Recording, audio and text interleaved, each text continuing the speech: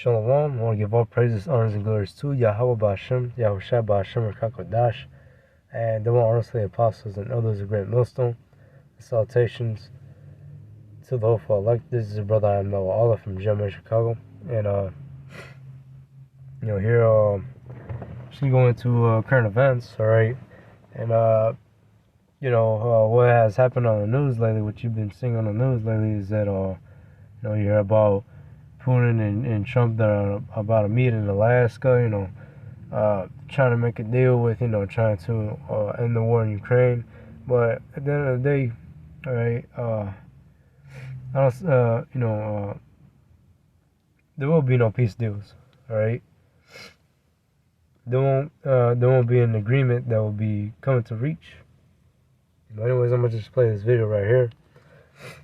Because now what you have happening right now is that the tariffs are, in effect, all right? And I don't know much about how tariffs work, but I do understand about common sense where if a nation puts tariffs on you, all right, ultimately you're going to be affected because that nation is putting tariffs on you, meaning that you have to pay more for like in taxes and whatnot, shit like that. These are impacting dozens of countries, with some duties reaching as high as 50%. Let's bring in financial expert Ann Berry. She is founder of Threadneedle Ventures and the host of Brew Markets. Ann, so great to have you on. It's only been one day since these tariffs took effect. How long could it take for Americans to start feeling the impacts of these levies? Well, in some sectors, they're feeling the impact already because we do know that some consumer goods categories actually put up their prices preemptively, anticipating that some level of tariff was going to sink in.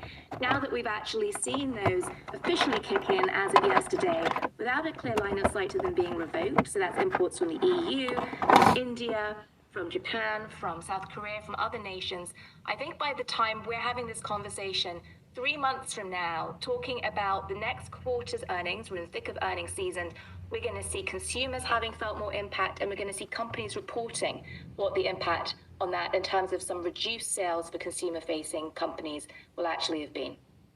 For some of the people watching this, it may be surprising that global markets haven't had too strong of a reaction to these new tariffs. Can you walk us through why that is? And are investors questioning whether these tariffs will stick and other deals that could be made? So I think there are a couple of reasons here, and there's sort of a lot to unpack.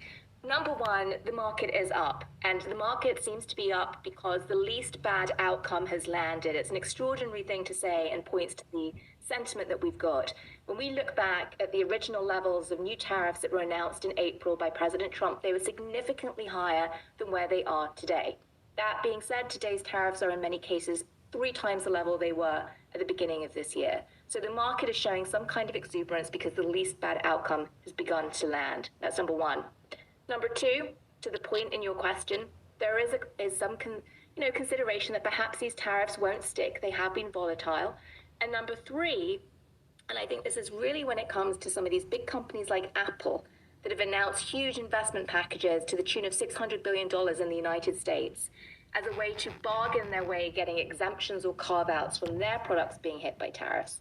I think that the market is saying in the cases of the Apples of the world, the CEOs are playing for time.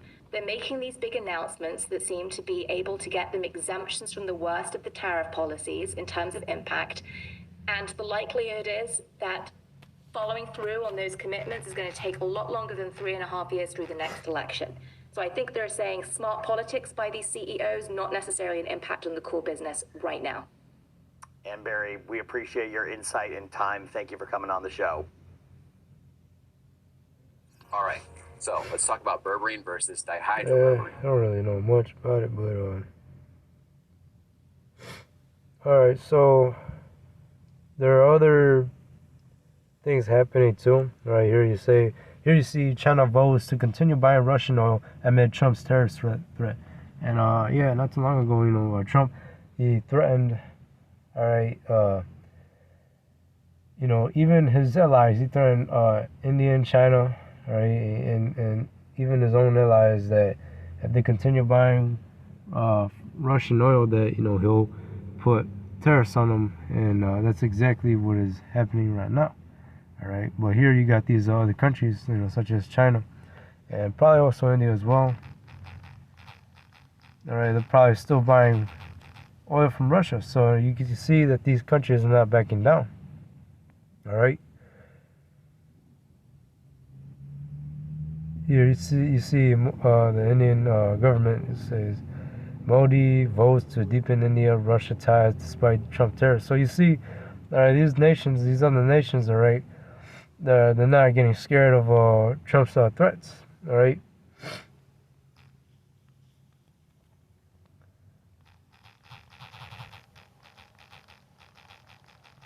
And guess what? All these other nations, these smaller nations, all right, they have nuclear capabilities as well, right? So they're not backing down. Joel 3 and 10. It says, "Proclaim ye this among the Gentiles, prepare war, wake up the mighty men, let all the men of war draw near, let them come up." And yeah, that's just speaking about all these nations that are gearing up for war, all right, especially for a nuclear war, which this is why they have all these missiles that are being built up and bought, all right. It says, "Beat your plowshares into swords and your pruning hooks into spears. Let the weak say I'm strong." And hey, all these nations that were once weak, all right, now they're strong. All right, now they have weaponry. They have weaponry that they're able to defend against the United States. All right, now they have nuclear capabilities. All right, now they have stronger allies. All right. And now you're seeing now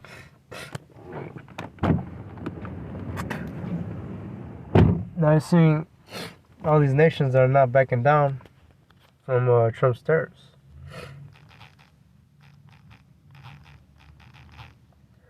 And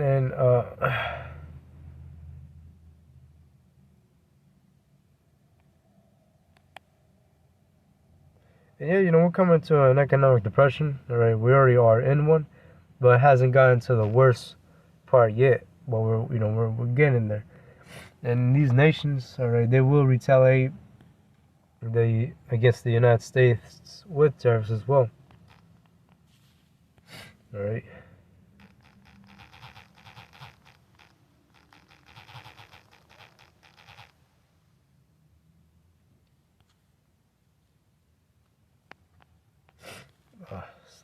Let me just get out the entire one. Sorry. Damn. This will be a quick lesson. I'm not trying to make it too long, but this is second Edge 16 and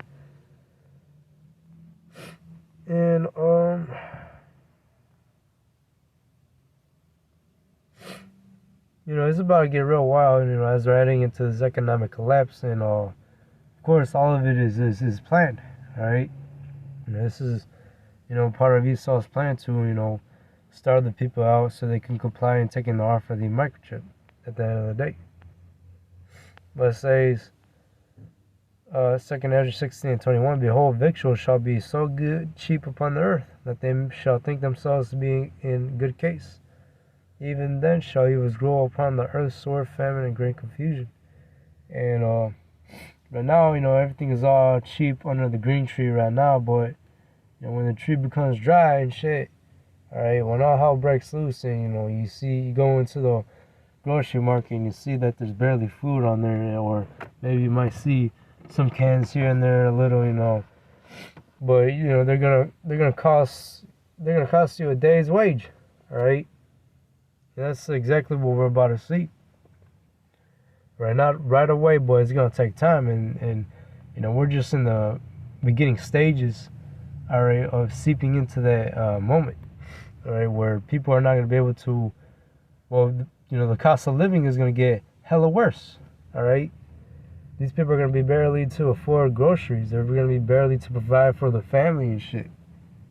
All right, so what they're gonna do is that they're gonna be shoplifting, all right, well, basically robbing and shit, But ultimately, they're going to be breaching into each other's homes and taking each other's resources. It's going to get even lethal out here, too. Right?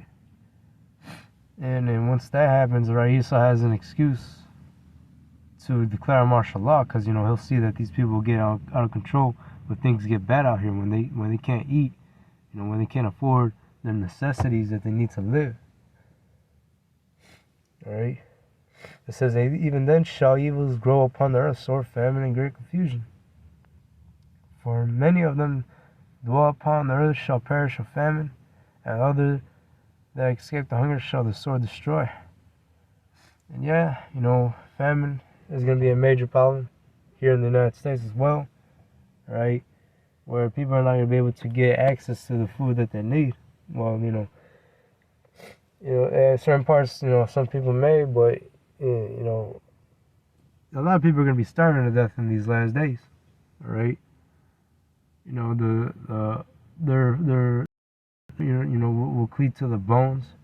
They're going to pine away for the fruits of the field and shit. All right. The scriptures, it tells you that it is better to be slain with the sword than to be slain with hunger. And hey, dying of starvation is painful. Right? It's a slow, painful death. Right? And it says, "And the other that escape the hunger shall the sword destroy." That's right. There will be sedition amongst these people. All right. You know, invading one another. All right, because of the lack of bread. All right. You know, people breaching into each other's homes, murdering each other, right, for the resources, taking their women, right, the daughters, ravishing them, right? You know, this is the times that we're, you know, literally coming into.